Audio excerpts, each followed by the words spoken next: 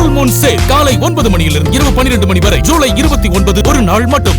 திருட்டுத்தனமாக இணையத்தில் வெளியான ஜனநாயகன் படம் பார்த்தவருக்கு முன்ஜாமீன் வழங்கப்பட்டிருக்கிறது.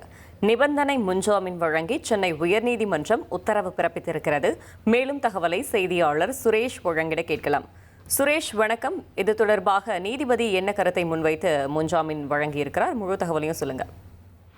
வணக்கம். அதாவது இணையதளத்துல சட்டவிரோதமாக ஜனநாயகம் படத்தை வெளியிட்டதாக பதிவு செய்யப்பட்ட வழக்குல சேலத்தை சேர்ந்த பிரதீப் குமார் என்பவர் முன்ஜாமீன் கேட்டு சென்னை உயர்நீதிமன்றத்துல மனு தாக்கல் செஞ்சிருந்தாரு.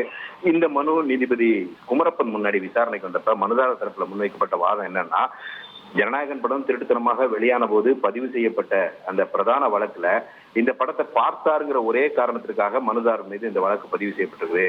படம் கசிந்த விவகாரத்துல ஒருவர் கைது செய்யப்பட்ட போது சாட்சியா இருந்த மனுதாரர் மீதே இந்த வழக்கானது பதிவு செய்யப்பட்டிருக்கிறது என்று குறிப்பிட்டார். விசாரணை முடிஞ்சு குற்றப்பத்திரிகை தாக்கல் செஞ்சிருந்த நிலையில மேற்கொண்டு இவரை காவலில் வைத்து விசாரிக்க வேண்டிய அவசியம் இல்லை என்றும், குற்றம் சாட்டப்பட்ட சிலருக்கு இந்த வழக்குல ஜாமீன் முன்ஜாமீன் எல்லாம் கொடுத்திருக்காங்க. அந்த அடிப்படையில இவருக்கு முன்ஜாமீன் வழங்க வேண்டும் என்ற ஒரு கோரிக்கை முன்வைக்கப்பட்டது. காவல்துறை தரப்பில் ஆஜரான வழக்கறிஞர் இந்த படத்தை கசிந்த விவகாரத்துல மூளையா செயல்பட்ட 8 முதல் 21 வரையிலான அந்த குற்றம் சாட்டப்பட்டவர்கள் நீதிமன்ற காவலில் அடைக்கப்பட்டிருக்காங்க. விசாரணை நீதிமன்றத்துல ஆரம்ப கட்ட குற்றப்பத்திரிகை மட்டும்தான் தாக்கல் பண்ணியிருக்கோம்.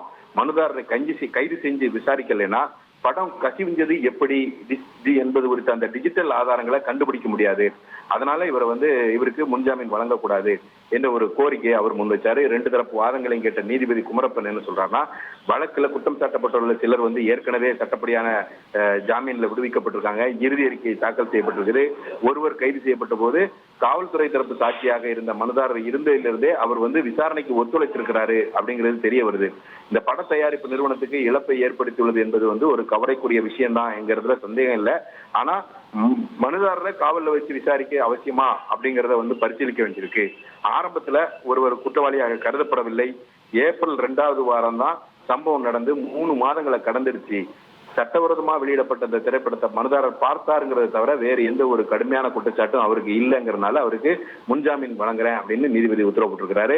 நிபந்தனைப்படி அவர் 15 நாள்ல சென்னை எழும்பூர் நீதிமன்றத்துல சரணடைஞ்சு 20,000 ரூபாய்க்கான இருநபர் உத்தரவாதத்தை தாக்கல் செஞ்சு முன்ஜாமீன் பெற்றுக்கொள்ள வேண்டும். அதன் பிறகு சைபர் கிரைம் போலீசார் முன்னாடி 15 நாட்களுக்கு காலையில 10:30 மணிக்கு ஆஜராகி கையெழுத்திட வேண்டும் என்று நிபந்தனை விதித்திருக்கிறார். ஃபுல் மூன் சேல் காலை 9 மணியிலிருந்து இரவு 12 மணி வரை ஜூலை 29 ஒரு நாள் மட்டும்.